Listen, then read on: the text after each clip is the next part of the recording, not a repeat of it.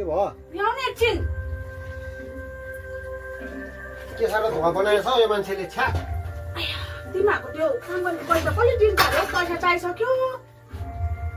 कामै तुरेको छैन कसरी पैसा माग्नु हौ पहिला त काम सक्नु पर्यो नि अन्त पो पैसा दिनुहोस् या हिसाब किताब गर्नुहोस् भनेर गर्नुभयो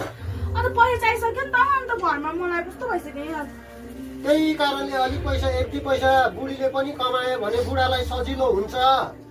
खालि मेरै पैसाको मात्रै आश गरेर हुन्छ घरको कामले पैसा आउँछ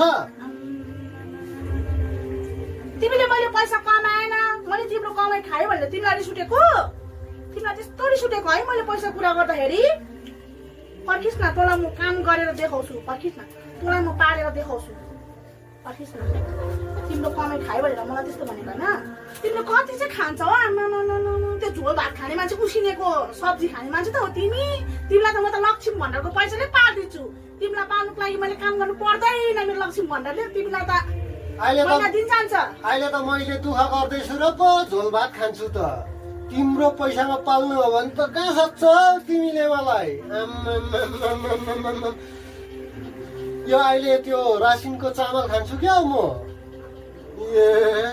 यति लामो गनाउने मक गर्ने चामल तिमीले पाल्नु भन्छ यताबाट तँलाई चामल डेली मासु चाहियो फेरि भातमा दाल चाहियो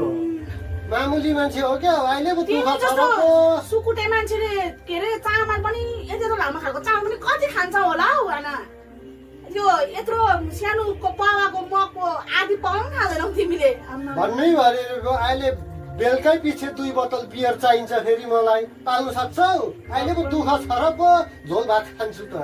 फुटाने कुरा नगर है मलाई पाल्नु सजिलो छैन है होला तिमीलाई त मैले भने त तिमीलाई पाल्नुको लागि त मैले काम गर्नु पर्दैन सस्तो मस्तो हो क्या म